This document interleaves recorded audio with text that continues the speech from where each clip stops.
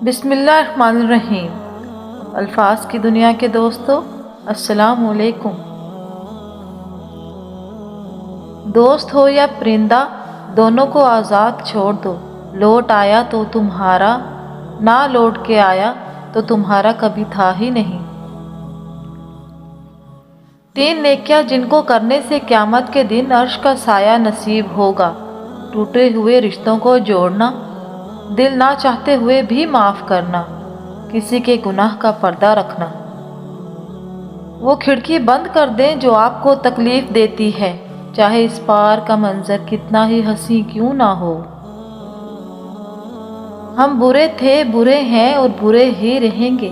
फिक्र तो वो करें जो बोलते कुछ और हैं, करते कुछ और हैं और दिखाते कुछ और हैं और होते कुछ और हैं। एक दाना से किसी ने पूछा, मैं बहुत परेशान रहता हूँ, कोई हल बता दीजिए। दाना ने कहा, मुसीबत पर परेशान हो जाना इंसान के इंसान होने की दलील है, मगर परेशान रहना अल्लाह पर तवक्कल ना होने की दलील है। इसलिए परेशानी को रोग मत बनाओ, हमेशा कामयाब रहोगे। एक शख्स ने एक बुजुर्ग से कहा, मैं सुकून चाहता हूँ। बुजुर्ग ने फरमाया, इस जुमले में से मैं निकाल दो, ये तकब्बुर की अलामत है। चाहता हूँ निकाल दो, ये ख्वाहिश नफ्स की अलामत है। आपके पास सिर्फ सुकून ही रह जाएगा। किसी इंसान को खाना खिलाकर ये मत सोचें कि हमने इसको खाना खिलाया है या कोई हमारा खाना खा गया है, बल्कि ये सोचें कि ये रिज़्क हमें शायद आज उस इंसान के नसीब से ही मिला हो। हमारी क्या औकात है कि हम किसी को कुछ दे सकें। ये तो अल्लाह ही की रहमत है जो हमारी इज्जत बनाए हुए है।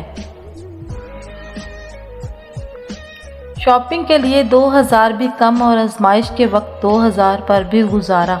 ये सलाहियत कुदरत ने सिर्फ औरत को दी है। मट्टी के ऊपर महल बनाने की फिक्र के साथ साथ मट्टी के नीचे भी महल बनाने की कोशिश जारी रखें। अल्लाह पाक हम सबको कब्र के अजाब से बचाए, आमीन।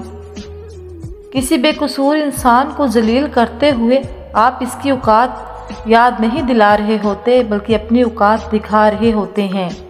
अल्लाह फरमाता है, ए बंदे मेरी मोहब्बत तो देख, जो फरिश्ते शाम को तुम्हारे गुनाह मेरे पास लाते हैं, मैं सुबह इन्हीं के हाथ तुम्हारा रिज़्क भी भेज देता हूँ। सुभान अल्लाह।